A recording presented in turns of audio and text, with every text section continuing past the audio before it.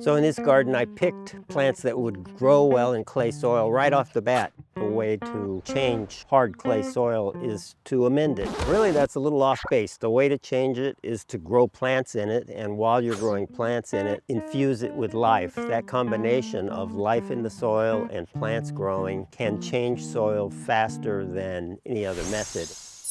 We're going to show you a yard with really poor clay soil, so poor the owner concluded, because everything he had planted had died, that the only thing he could grow here was boxwood and roses. So that'll give you a tip. Those two will grow in clay soil, but many other plants will. It's more a question of how you manage the water and how you amend the soil and how you care for the whole yard.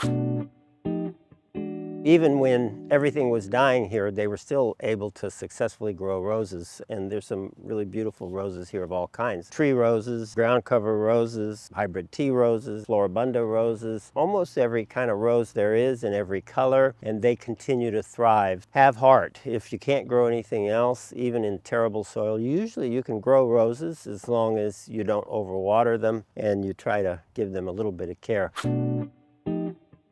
We added plants that we knew would do well with a minimal amount of care, even in heavy clay soil. We used dwarf citrus, Little John, which is a dwarf bottlebrush plant, Little Ollie, which is a dwarf olive, Japanese blueberry screen, Boston ivy, which grows on the fence at Wrigley Field. We have a really nice planting of society garlic, looking fantastic even though we've had a brutal summer. Mock orange, which is doing reasonably well, not fabulous, but it should grow in heavy clay soil. On another side of the yard, they have a lot of fruit trees. Almost all fruit trees will grow in heavy clay soil. You can see on this arbor, Wisteria grows like crazy. It's only its second year, needs to be trained a little bit to get up on top.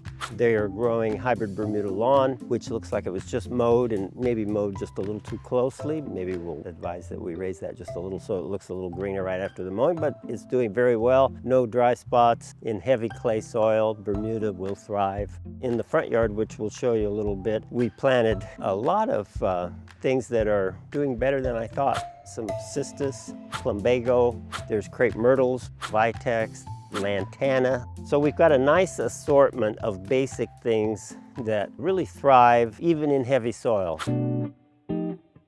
It's really not that much of a limiting factor. Clay soil tends to usually be full of minerals and it retains nutrients very well, and it's actually a good growing medium if you can master the poor drainage part where you don't overwater it. Unfortunately, there's no easy way to do it other than kind of a constant monitoring, because everyone's clay soil is different, but you constantly have to get an idea by poking around root balls and where you suspect the roots are of your plants and see what the moisture level is like. And you'd like for it never to dry out completely, but never to be saturated either, so never to be soaking wet. So you want to water it, allow it to go down to its deepest levels possible and dry out a little bit. Then you're going to have to come up with your own watering schedule for your own soil and your own exposures. That's one of the things that you need to be sensitive to, is the different exposures.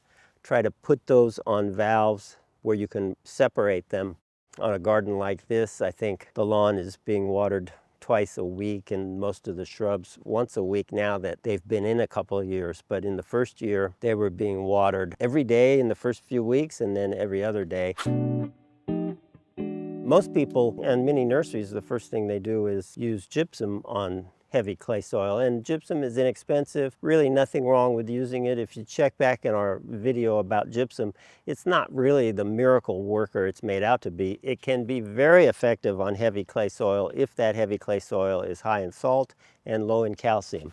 In those cases, then it will improve porosity dramatically and pretty quickly, actually. If that's not the case with your heavy clay soil, then it doesn't really do much. It isn't a panacea for just any kind of heavy clay soil. So you can either just go ahead and use it and think, yeah, you know, it's not expensive, it's easy to apply. I think I'm just gonna throw it everywhere and maybe it'll do something. Or you could test your soil and see what the conditions are in terms of salt and calcium. We use all of our products for clay soil. They're excellent for clay soil or a good quality compost. We think our products are easier to use and actually less expensive than a good quality compost. So we have very poor soil amended with blend, which is optimized nourish-biosol and maximize and penetrate liquid biotiller. We mulched it. You can see we have a nice mulch layer here, which is compacted together. Done a nice job of helping the soil change with the amendments underneath and fighting weeds. This is a double ground cedar mulch, but lots of different kinds will work. This driveway here was lined with myrtle, which didn't grow real evenly and didn't do great. And so we took it out and we put in this dwarf pink oleander. Those have only been in about a year. They're doing really well.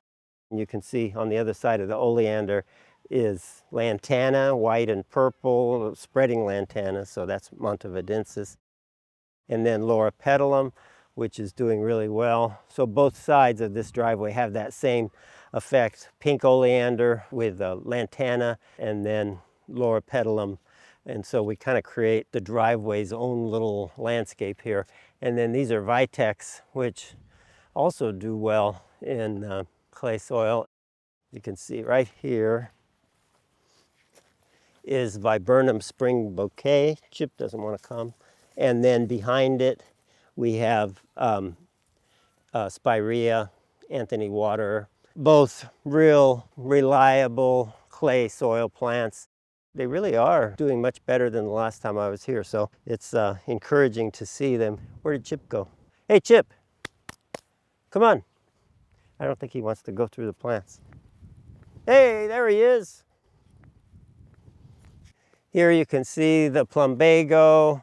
Everything's looking reasonably good for a hot summer day. We also used Little John in the front yard on the side yards, and so those will grow up and screen a good part of that fence.